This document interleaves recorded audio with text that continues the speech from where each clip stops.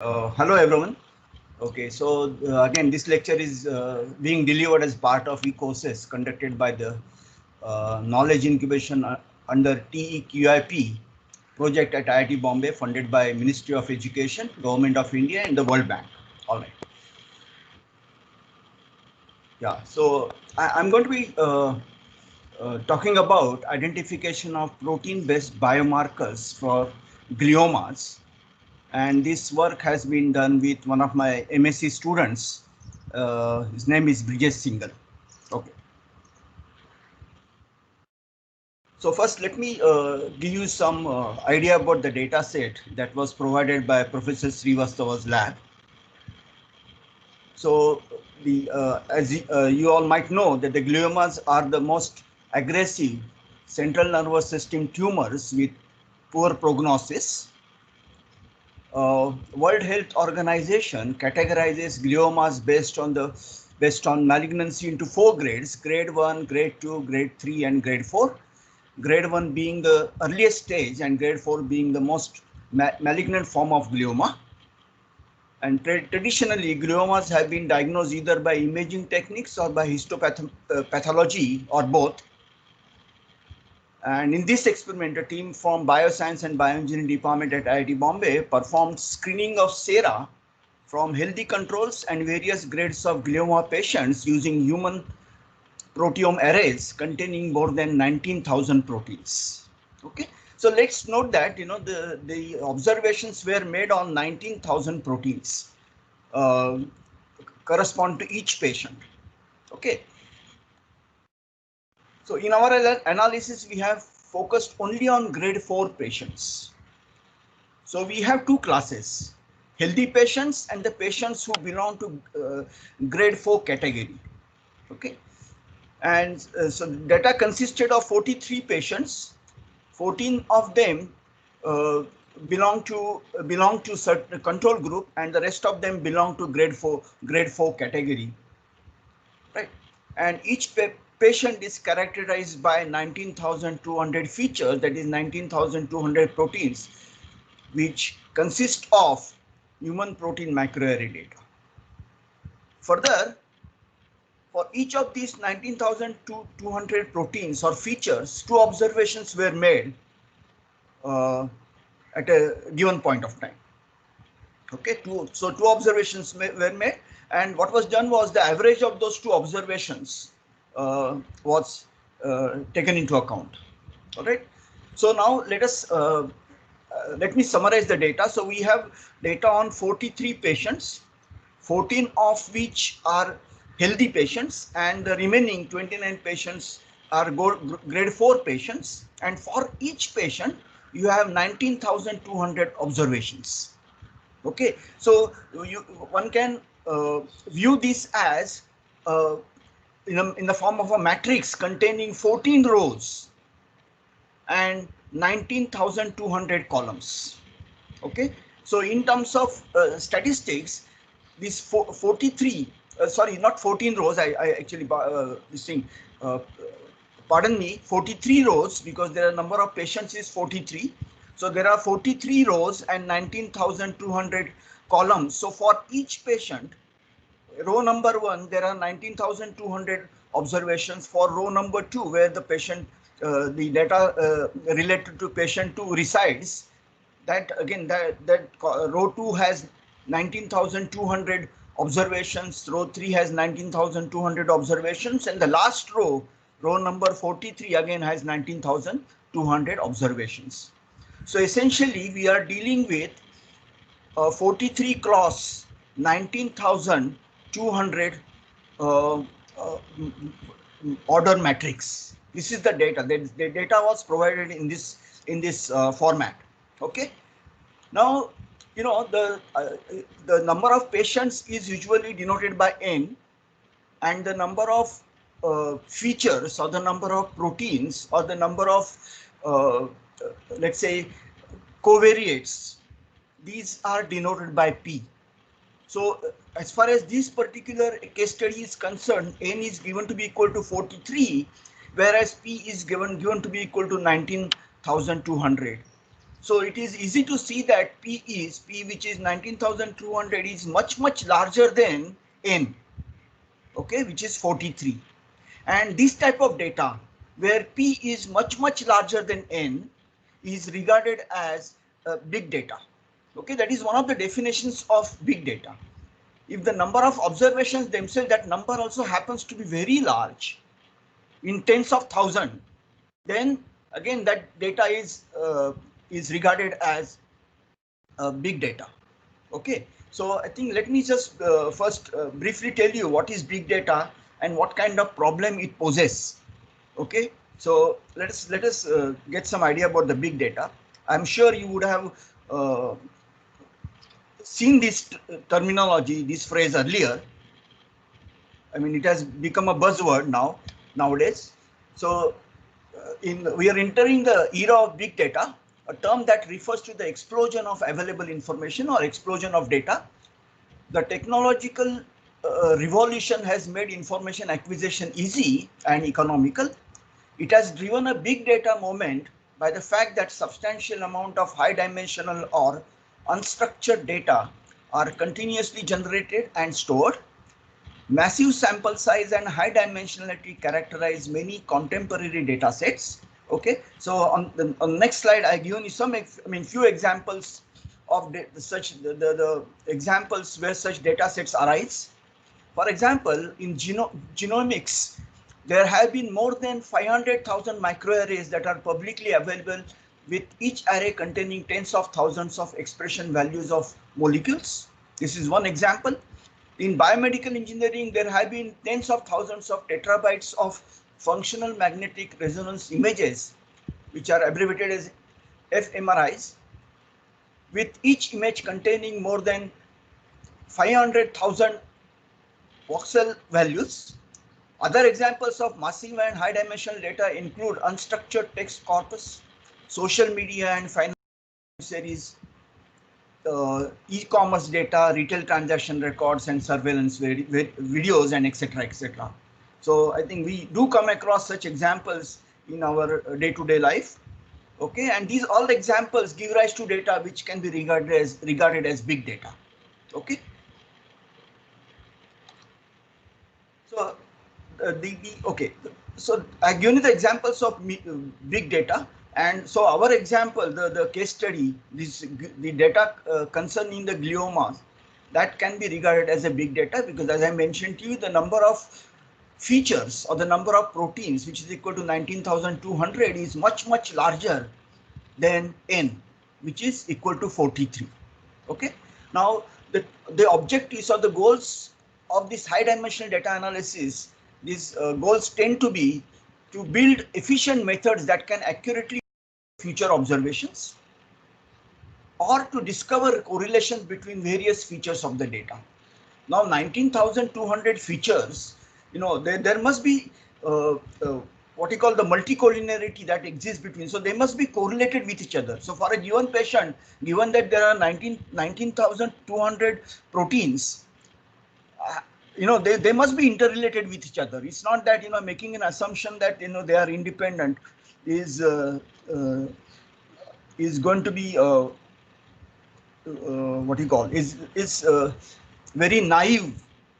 Okay, to consider them to be very independent can be considered to be very naive. All right.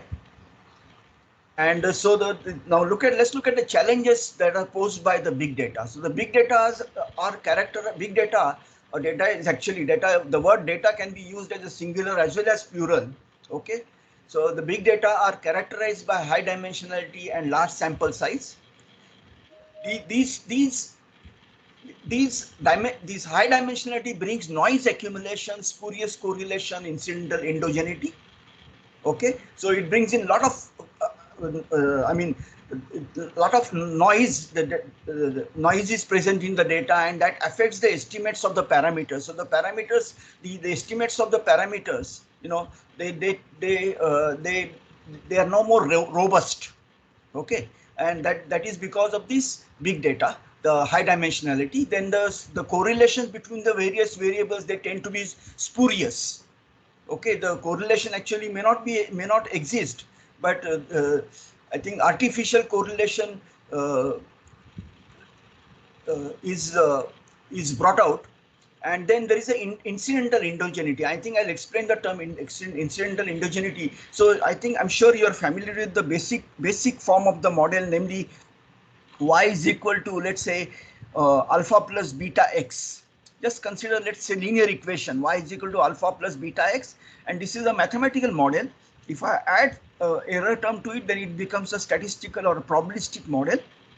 So y is a dependent variable, alpha and beta are constants, to unknown constants. They are to be determined, they are to be estimated. X is an independent variable, and epsilon is a random error. Okay, epsilon is a random error. So the question is, why is one required to introduce this term epsilon? I mean, for example, so let's say a person walks from point A to point B. He goes for a walk from point A to point B every day, right? Now the amount of time the person takes from starting from A to B and returning to A, that time required is not always going to be the same for all the days. Okay, I mean, let's say for one day he takes 55 minutes, maybe the next day he might take 56 minutes. Okay, or maybe one day he might take 50 minutes. And that will all depend upon his, maybe the weather conditions, it will depend upon his mood, etc. So what I'm saying, so the point that I'm trying to make is that, the equation that you have is not an exact equation. So that's why we need to introduce the error term, and that's why in statistical modeling we consider a model y is equal to alpha plus beta x plus epsilon. We don't stop at considering y is equal to alpha plus beta x, a linear equation. If you are trying to fit a linear equation, let's say fine. I mean, just mathematical equation where no randomness is present, then just simple linear equation will do. But if the random component is present, then one is required to introduce the concept of this error term, and the model becomes y is equal to alpha plus beta x plus epsilon. Okay, as opposed to considering y is equal to alpha plus beta x, which is a mathematical model.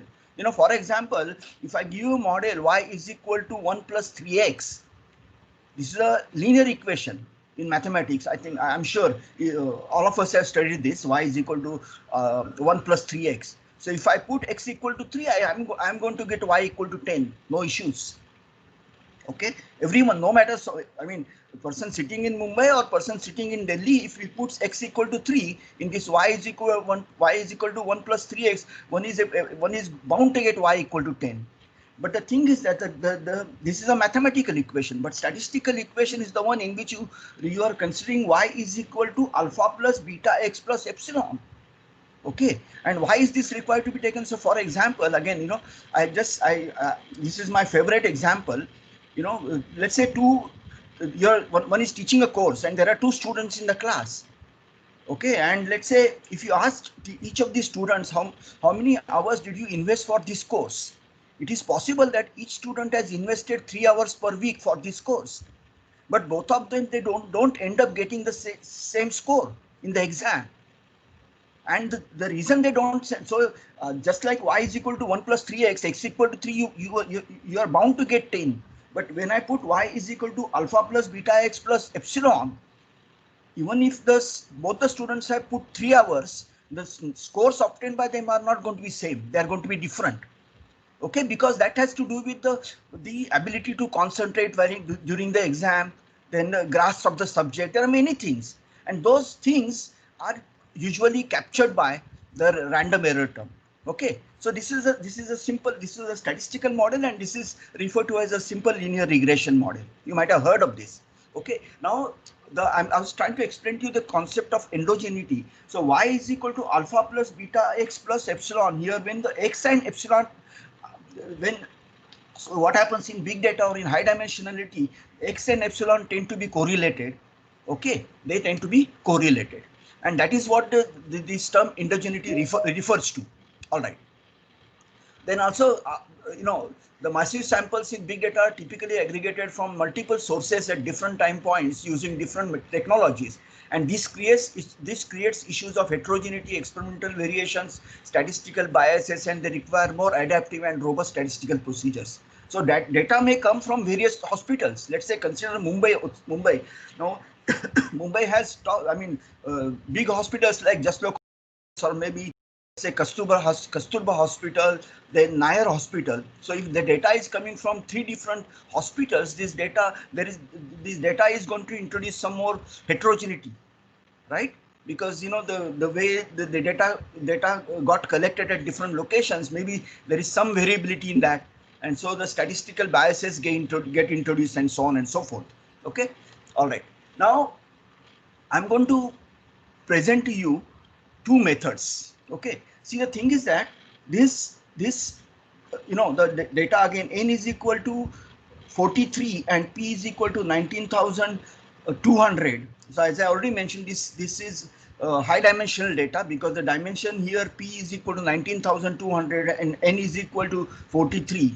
So if you try to fit a standard regression model, y is equal to alpha plus beta 1 x1 plus beta 2 x2 plus beta p xp plus epsilon. Earlier, a while ago, I introduced you to the model y is equal to alpha plus beta x plus epsilon, where there was one dependent variable y and only one independent variable x.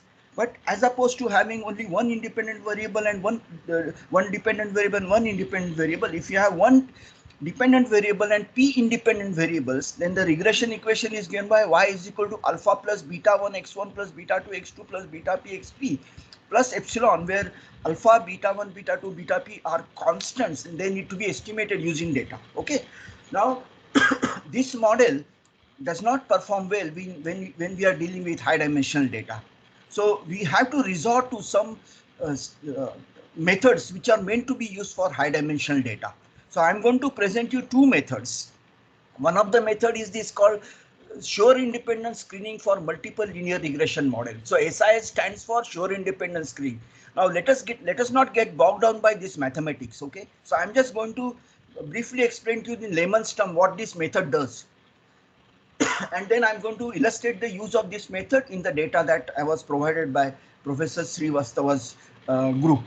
Okay, now what this method does is, so let us again let us talk in terms of this p is equal to 19,200 proteins, and what is the response variable or the dependent variable here? The dependent variable is, it assumes only 2 values.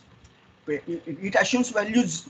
Let's say it assumes value 0 when the patient is healthy, and it assumes value 1 when the patient belongs to grade 4 category.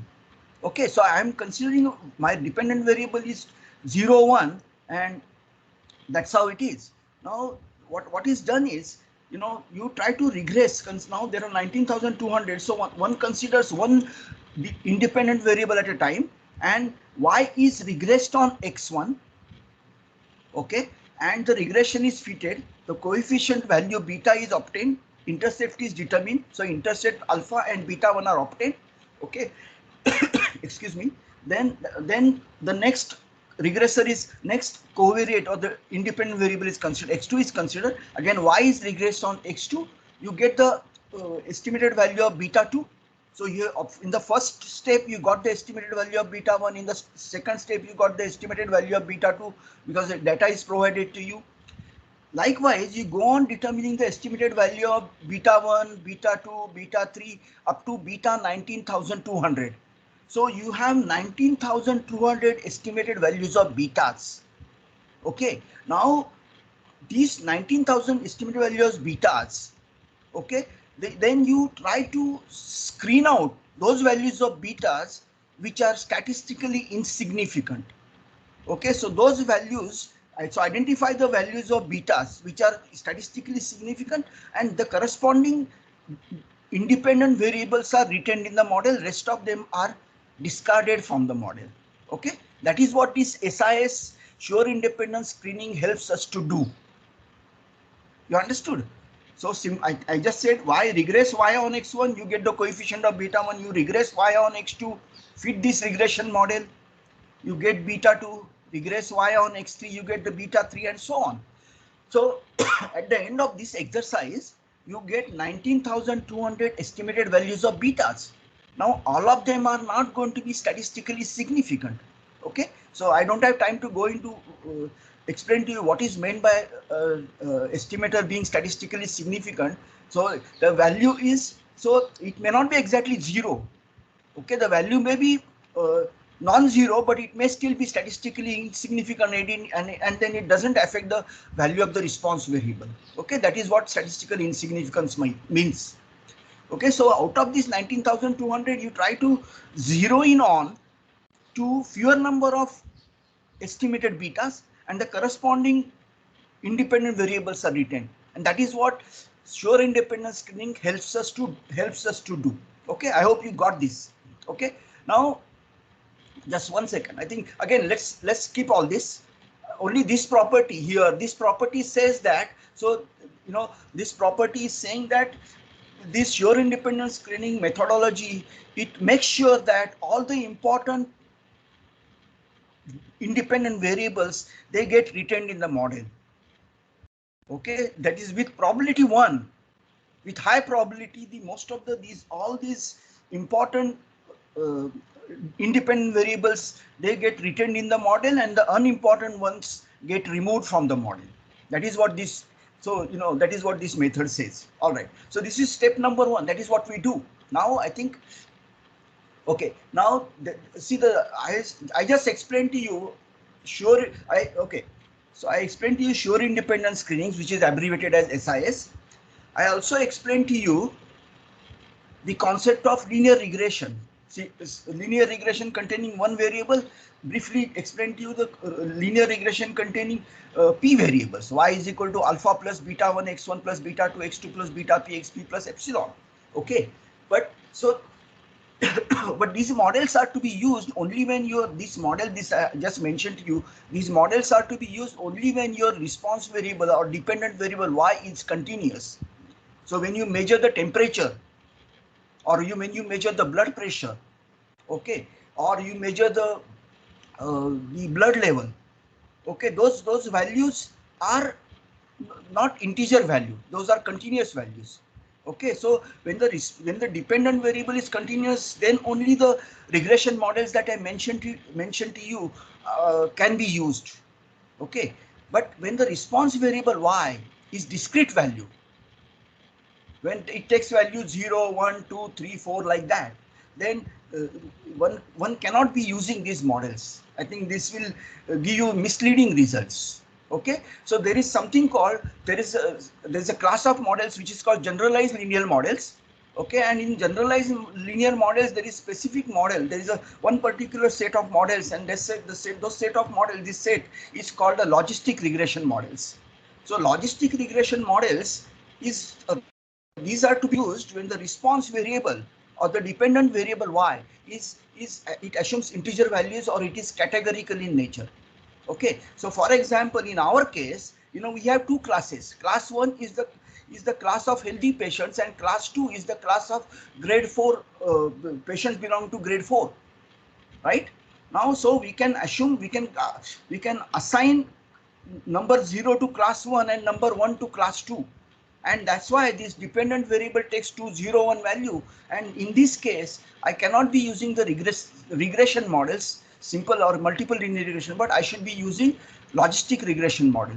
And the form of the logistic regression model, very briefly, let me mention to you, the logistic regression model is log of pi x over 1 minus pi x is equal to alpha plus beta x. So instead of y is equal to alpha plus beta x plus epsilon, now what the model, logistic regression model is specified in the following manner, namely log of pi x over 1 minus pi x is equal to alpha plus beta x. Again, I don't have time to go into why the logistic regression model is defined in this fashion.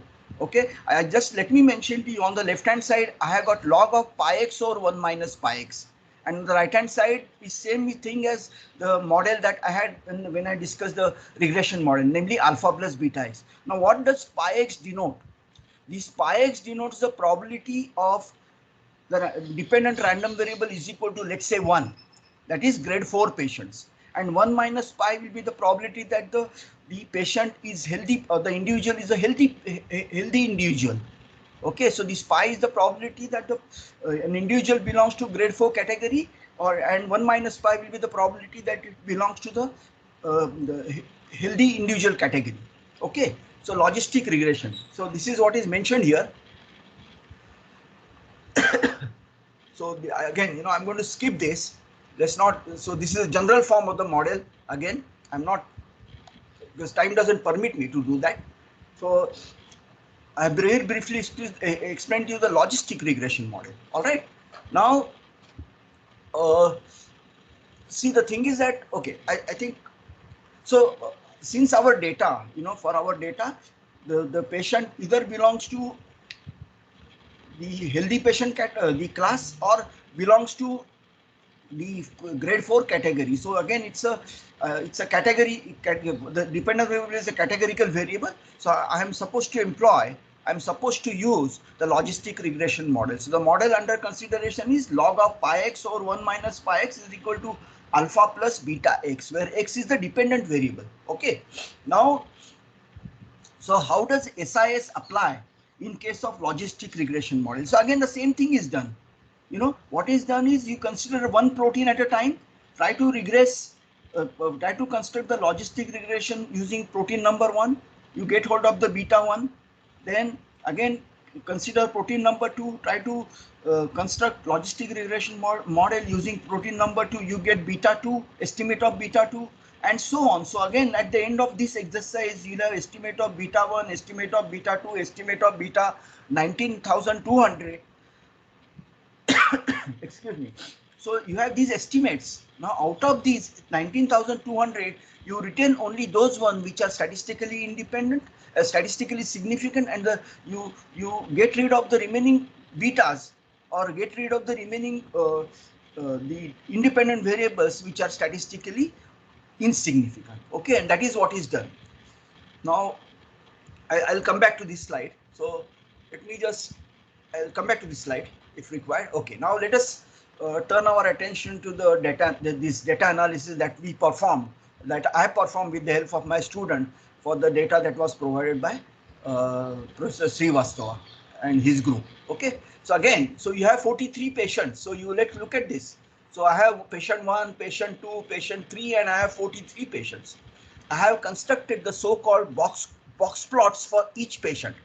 So let us understand for patient number 1 how is this constructed.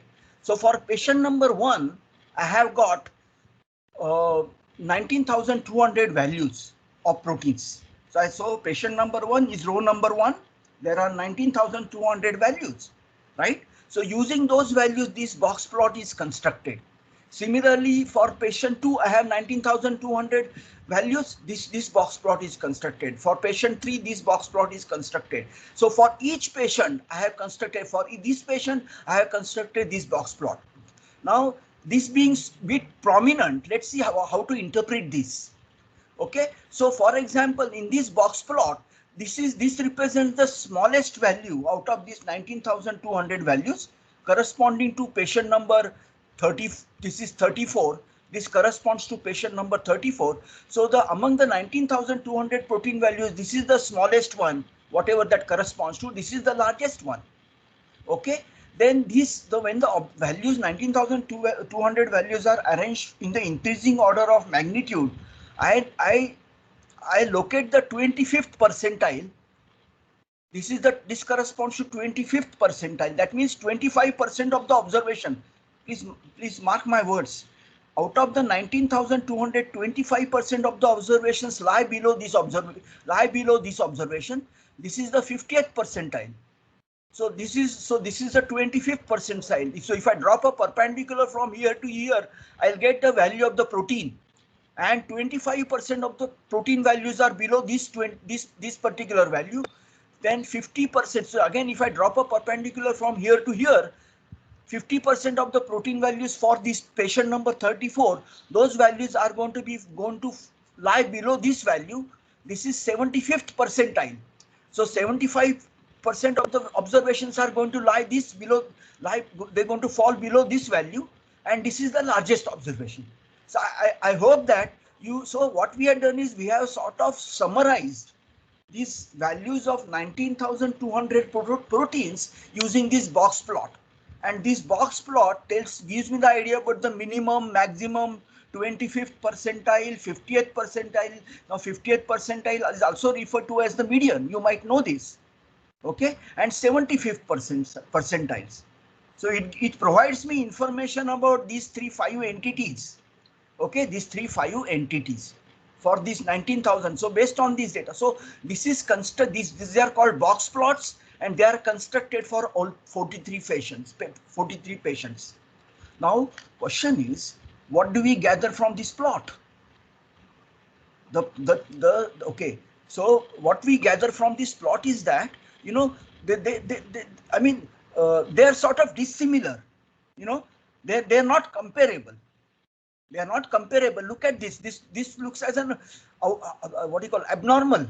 This box plot looks abnormal if you compare it with the other box plots. Okay, so maybe this abnormality may be due to the error in recording the observation, or maybe it may be due to the machine. Okay, so we want to rectify this, and so what we do is, so we adjust for the technical error. So the above figure shows the box plot for each patient after adjusting the technical error. So patients from 1 through 14 are from control group. They're healthy, and the rest of them from grade 4. Okay, so this, I think, you know, now you know what this plot stands for. So now I think, as compared to the previous one, I think this one seems to be behaving all right. Okay, so they seem to be hovering around some middle value, you know, and they're unlike this one, you know, unlike this one. So there is no, I mean, they're not hovering around central value, whereas this, by and large, I'm saying, by and large, is okay. So this is performed, and then, okay. Now it contains all the, so now what is this? So serial number. Okay, so this is first column is just serial number 1, 2, 3, 4, 5, 6. It goes up to 934. Okay, and these are protein numbers. So what we did was we employed the sure independence screening, the methodology using logistic regression. And why did I use logistic regression? The reason I use logistic regression, because my dependent variable y, it assumes only 2 values, 0 and 1. It is not continuous. It is 0 if the patient belongs to healthy group of healthy individuals, and it is equal to 1 if it belongs to grade 4 patients. It doesn't measure quantity which lies between. It's a continuous, like, you know, as I mentioned, temperature, or the blood pressure, or whatever, you know, or maybe, you know, you can or blood pressure, blood sugar, or maybe the time taken, you know, for car to travel from A to B. It is not, we don't say that it took 3 hours. It might have taken 3 hours, 35 minutes and 15 seconds. So the point that I'm trying to stress here is that the response variable at hand is a categorical variable. It is 0 or 1. So that sort of prompted us to use the logistic regression model. Okay, so we use the SIS, sure independence screening, in the context of logistic regression. So SIS can be used in the context of simple linear regression, multiple linear regression model that we discussed. When y is continuous, it can be used in case of logistic regression. It can be used in case of, there is other set of models called log linear models. It can be used in the context of log linear models. So what we have done is we have used the sure independence screening procedure or methodology in the context of logistic regression models. So what have we achieved? What have we achieved at the end of employing this sure independence screening? So as I told you in the beginning, I mean, in the intermediate states, I told you that sure independence screening retains important independent variables. In our case, the independent variables are proteins. There are 19,200 proteins. So sure independence screening, this method, it retains the important ones and it removes the unimportant ones. So what has happened now? When we employ that one, out of 19,200, 934 have got reduced, have got retained, and the remaining ones have got discarded from the analysis now. That is the gain uh, by using the sure independent screening method. And these are the numbers of the proteins which have got retained in the analysis. And these are the corresponding estimates beta. So I mean, for example, what I did was when I fitted the logistic regression model using this dependent variable, dependent variable number 48. This was the parameter estimate, and it turned out to be statistically significant. Again, I don't have time to go into these numbers, but it because of this, looking at this value, I can tell that this value is statistically significant. Again, then 141, again the independent variable, I fitted the logistic regression model y using the 141th independent variable or the protein number. Again, it turned out to be statistically significant because of this p-value, and so on. So all of these are the corresponding parameter estimates. These are the standard errors. These are the standardized values. So standardized values are obtained. For example, this value is obtained by dividing this by this. You will get this. And this is the corresponding p-value. Again, time does not permit me to tell you what the p-value is and how it is to be interpreted. That's why I'm rushing through it. Okay. So this is whatever I just told you orally is mentioned here. Let me not go over it again. But the takeaway is that using sure independent screening, these many proteins, they get retained. That is the moral of the story. Out of 19,200, so the original data, the dimension was 19,200. It is mind-boggling, and the standard statistical methodologies fail to deal with this type of problem. We wanted to reduce the dimension. So using the sure independent screening, we have brought it down to 934 dimension. Now we are concerned with data which lies in the 934 dimension. That itself is a huge number, no doubt about it. But still, from 19,200 to 934 is a significant reduction in the dimension. Okay, so I hope you understood this. Now this is step number 1. Now what I'm going to do is, I am going to now use different method, okay, to further reduce the dimension. Okay, and for that, these are the various loss function that one uses, deviance, and the loss function is binomial deviance, and the optimality objective is minimization. Then misclassification rate, this is the misclassification error, abbreviation is class. You try to minimize the error. Okay, maybe I can explain this to you in a short while. Let me first talk about this, and then there are other loss functions like area under the curve. This is not a loss function, and this we look forward to. We look to maximize this. We don't look to minimize this, because area under the curve we try to maximize it. The model, we look for the model where the area gets maximized. Here we look for the model in which the mean squared error gets minimized. Here we look forward to the model which minimizes the mean absolute error, and so on and so forth. Okay, so LASSO elastic neck models tuning parameter. Okay, I think so. What I told you that I want to go back to LASSO. I know I didn't mention to you what LASSO is. Okay, so yeah, right. So what LASSO does is, so LASSO stands for least absolute shrinkage and selection parameter. So again, I'm explaining this to you in the context of regression model, multiple linear regression. I'm not explaining it to you in terms of logistic regression model, because simple linear regression model is the most basic model. Okay, that's why I'm explaining you. So what now question is, what is, again, for a minute, let us recall what the multiple linear regression model is.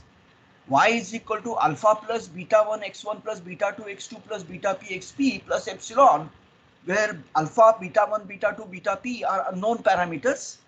Okay, epsilon is the random error, y is the response variable of the dependent variable which is continuous, and x1, x2, xp are independent variables. Okay, now question is how to estimate the parameters.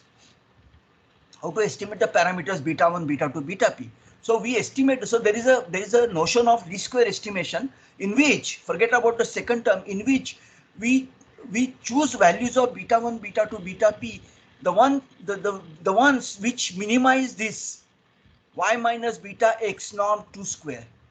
So summation yi minus the model beta I xi square summation, all that is minimized. So you look for beta 1, beta 2, beta p, the values which minimize this entity, and that is the least square. That's the least square principle. Okay, now what LASSO does is, LASSO not only minimizes this, it puts constraints on the unknown coefficients. It puts constraint on the unknown coefficients. Okay, and this penalty function is added, and then we add, when we add this L1 penalty function, that is, then this is referred to as the LASSO. So that's why it is least absolute shrinkage and selection operator. So, and the role of this is that, what this L1 norm does is it drives many of the coefficients to zero. It drives many of the coefficients to zero. That's what this penalty function does. This second does. This part is only least square estimation principle. This one, and when you add this with L1 norm, this drives many of the coefficients to zero, and that's what we are going to do. So I'm going to skip this, and whatever I just orally mentioned to you, I have mentioned here. Okay. So, and this is what we did. So this was the result of sure independent screening. Then we employ these various, so instead of using one, depending on the regression model, we can use various criteria. So for example, I can use various loss functions. For example, logistic regression, I can use deviance. I can use various these loss functions with those things. Okay, and that is what is done. I have not explained to you what is elastic models. I'll do it in a short while. First, let's concentrate on LASSO. I'm in step number 2 now. I already reduced the dimension from 19,200 to 934 using sure independent screening. My next objective is to further reduce the dimension using LASSO. Okay, and so what does one achieve? Look at this. Now, so using LASSO, so this graph shows the mean binomial deviance. So now I'm concentrating only on, let's concentrate only on the first loss function, binomial deviance, and this is to be minimized. Okay, so if I let me explain everything through this figure, and then I can skip the other figures. Now look at this one. So what have I got on the x-axis? I have got log of lambda, and this is the binomial deviance value. So what is lambda here? Again, let us go back to this model. This is lambda, penalty parameter. Okay, this penalty parameter is also unknown, that is to be chosen. So in this, the betas are to be chosen. Also, lambda is to be chosen suitably. Okay, such that the loss function is minimized. Okay, that is the idea, choosing this one. Here, now look at this, what we have. So various values of lambda log lambda are tried, not lambda. Various values of log lambda are tried out. Lambda is positive, so log lambda is defined, and log lambda could be negative. So we have like this value. This is log lambda, and for each log lambda value, you got the value of the binomial deviance. So the corresponding parameters are estimated, betas are estimated, and then this value is found. And for each value of lambda, this value is found, and then you have this curve using this thing, binomial deviance values, and with upper and lower limit, one standard error. So this is the lower limit, one standard error lower limit. This is the upper, one standard lower limit. Okay. Now, idea is to minimize the binomial deviance, right? So you look for that value of lambda for which the value of binomial deviance, it gets minimized. So let's say, so if I look at, see, this value is the maximum value. I go on decreasing it. So can I locate for this value of log lambda, I get this value of binomial deviance, but there is still some other value of log lambda for which this value is smaller than this. So I locate the value of log lambda for which this is the smallest. Okay, and so that happens to be this. This is the smallest. What does this number represent?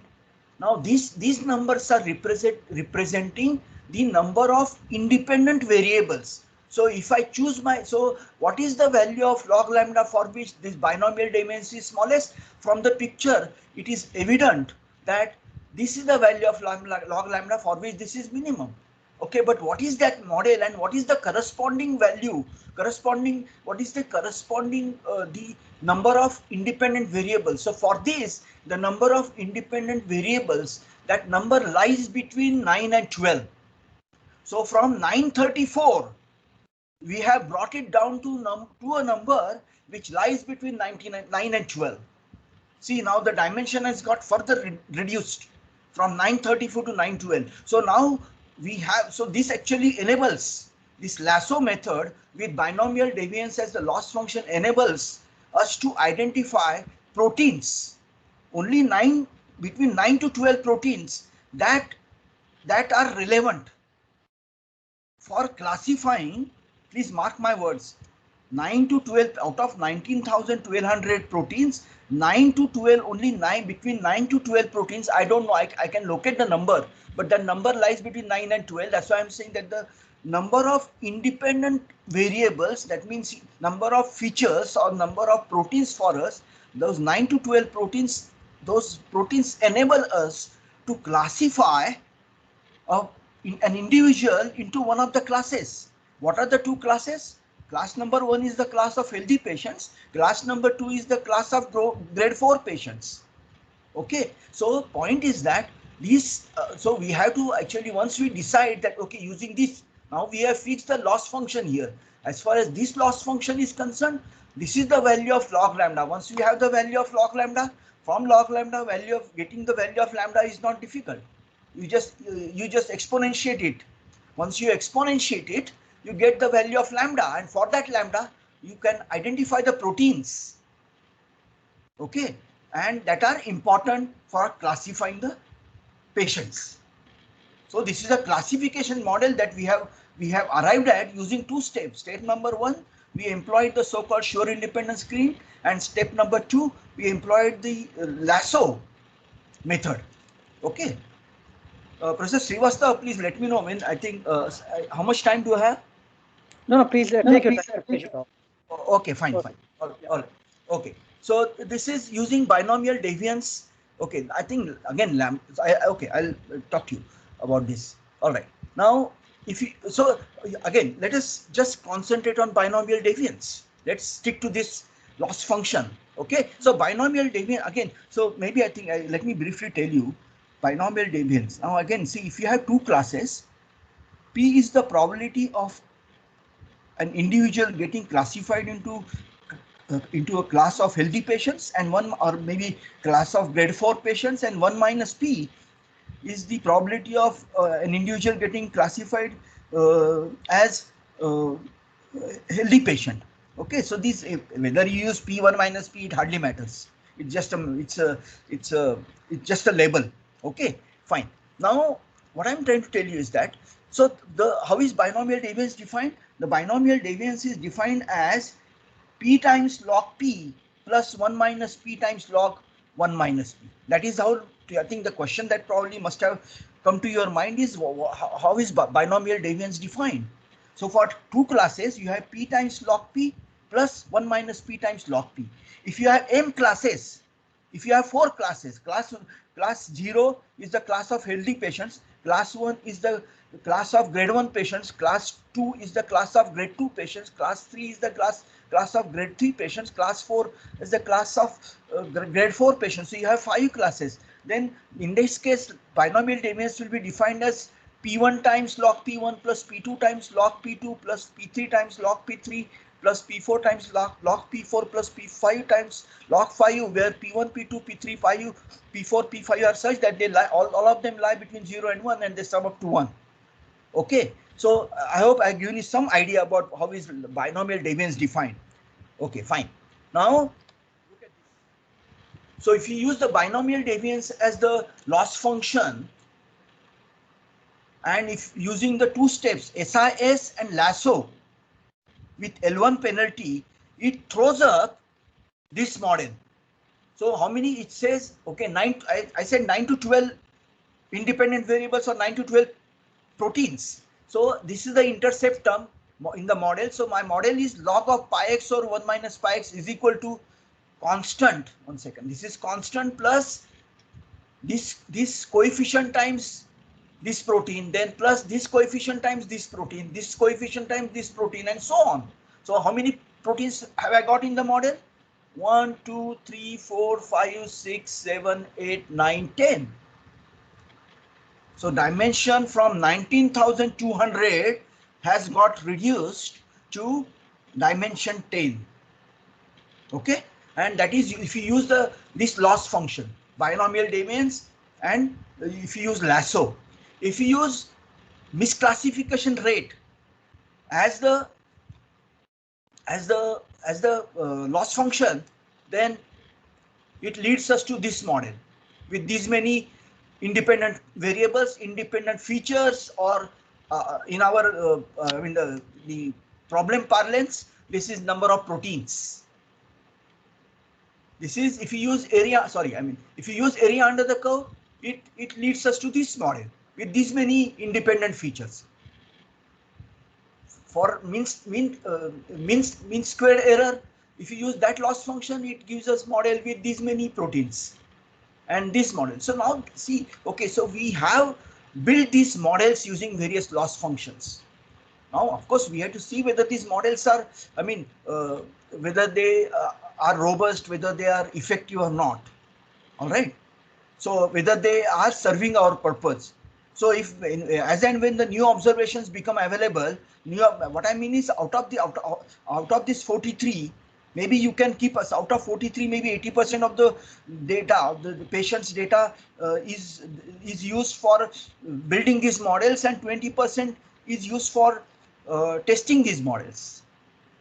Okay, to test the models, right?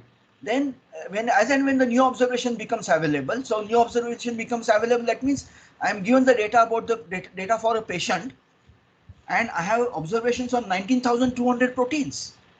Now, please note that this new patient, 19,200 proteins, the data is available on these 19,200 proteins. If I have to use these models, I don't have to take into account all these values. I just concentrate. If I'm going to use the loss function as the binomial deviance, I'm just going to concentrate on these 10 proteins. I am going to take out only those values corresponding to these 10 proteins. Okay, I am going to plug in those values in the model, and based on that, I'll get the probability. So I get log of pi x or 1 minus pi x. I'll get some value, and using this equation, I'll obtain the value of pi x, which is the probability.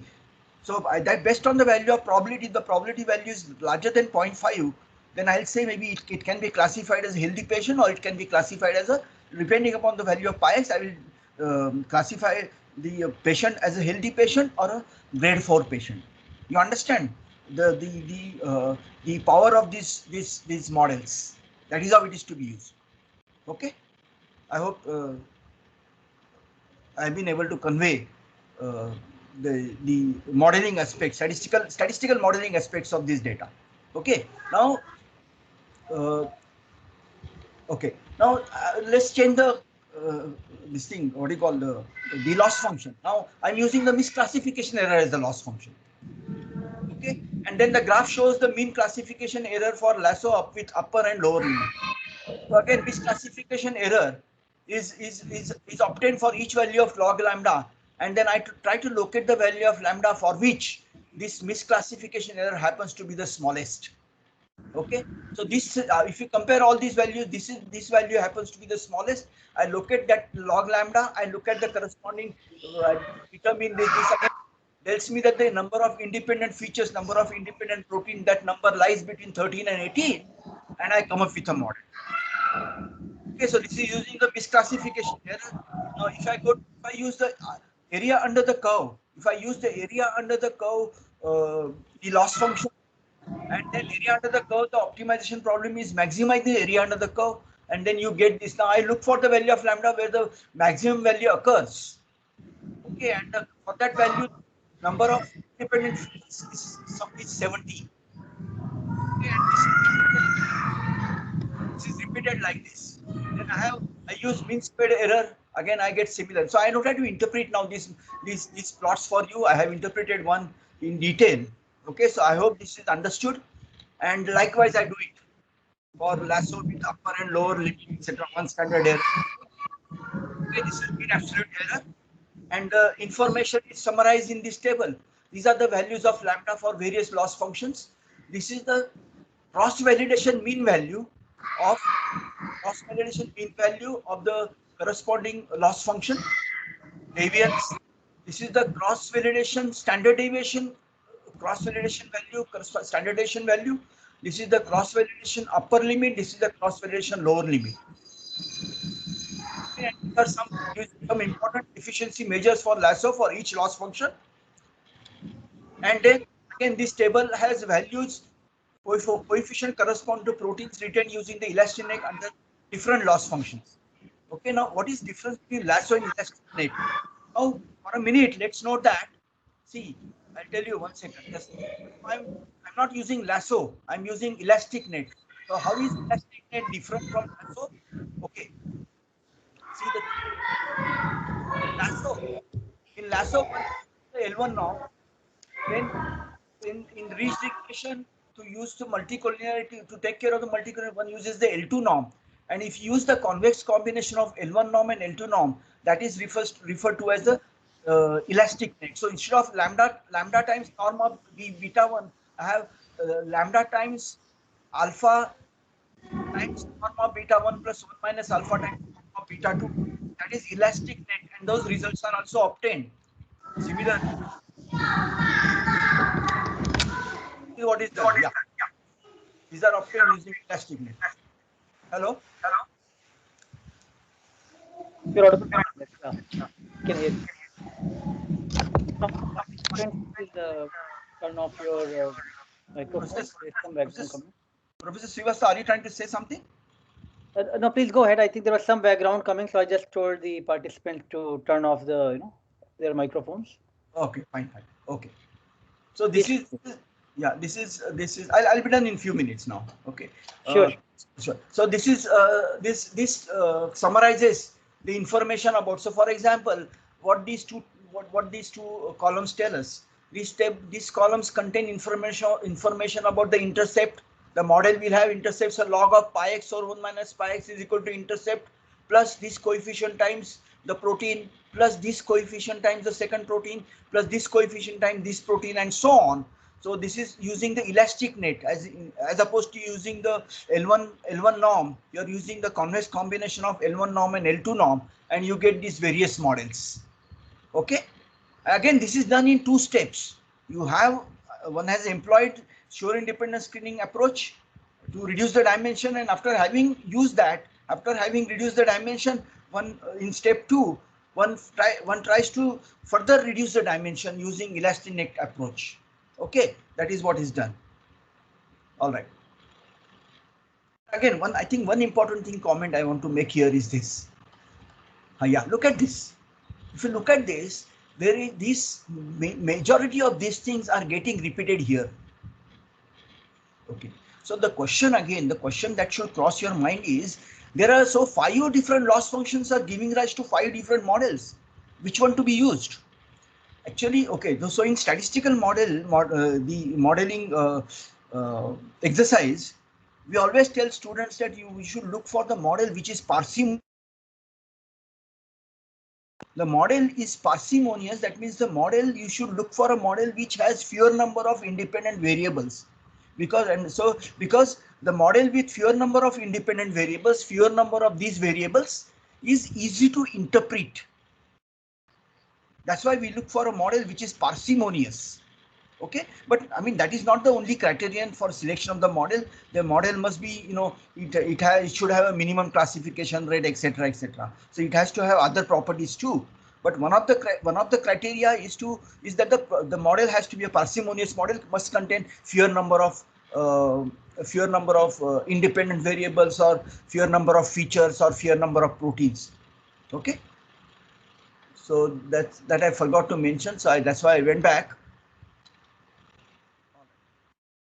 Is using the same thing whatever we did. This was using the elastic net. This was using the elastic net, and then for various loss functions we have summarized the information here. Lambda values, these are the lambda values. Then this is the mean of this is the let's see, what is this, mean of deviance, value of the deviance using cross validation. Mean of the standard deviation value using the cross validation. See, cross validation, what one does is, again, just let me briefly mention to you.